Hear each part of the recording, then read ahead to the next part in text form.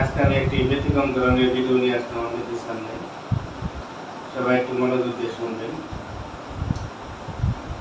আমাদের একটা ইমাম সাহেব মসজিদে ইমামতি করেন।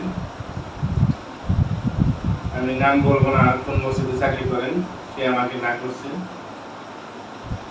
শত্রুতার কারণে সে না করছে, নামটা না বলার জন্য।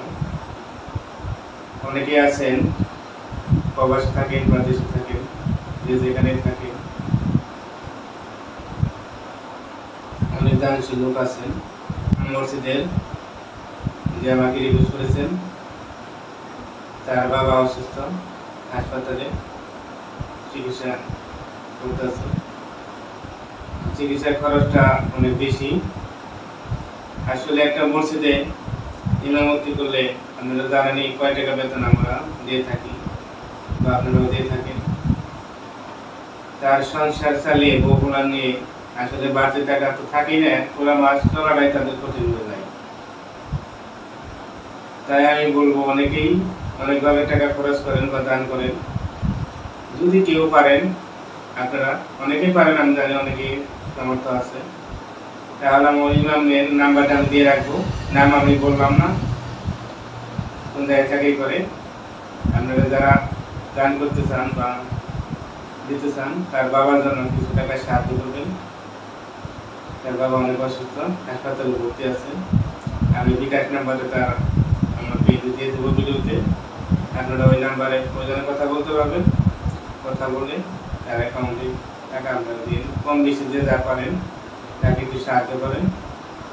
যেহেতু মাসে একটা ইমামকে ৫,০০০ টাকা বেতন দেওয়া হয়, তাদের ৫,০০০ টাকা কিন্তু আমাদেরই হয় না। আমাদের প্রতি মাসে ১০-১৫,০০০ টাকা খরচ হয়ে যায়, কিন্তু তাদের আসলেই ধর্মীয় কাজ করবা গেলে দেখা গেল টাকা একবারই কম। যে পরিমাণে টাকা আমরা দিয়ে থাকি, এই টাকায় তাদের সংসার আসলে চলে না। তারপর আল্লাহর রহমত আছে, টাকা বরকত আছে, এই কারণেই তারা সারা মাস চালাতে পারে। যাই হোক, আসলে বেতন কম দিকে তার চিকিৎসা করানো অনেক কষ্ট হইতেছে।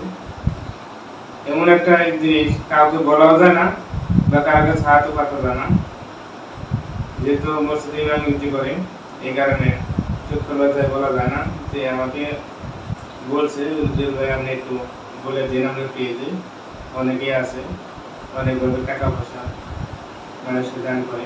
তাই আমি আশা করি সবাই আমার ভিডিওটা বুঝতে পারতেছে কথাটা। যে যা পারেন কম বেশি তাকে একটু সাহায্য করেন। ১০-এর নাটি ১-এর বোঝা, তাই অবশ্যই আপনারা কম বেশি সাহায্য করবেন। আমি এই বিকাশ নাম্বার দিয়ে রাখবো ভিডিওর মধ্যে। আর যদি নাও দিতে পারেন, তাহলে ভিডিওটা অবশ্যই একটু শেয়ার করে দেবেন, যেন অন্যকে দেখার সুযোগ করে দেবেন। এবং তার বাবার জন্য দোয়া করবেন, আল্লাহ যেন তাকে তাড়াতাড়ি সুস্থ করে ভারতে ফিরিয়ে আনে।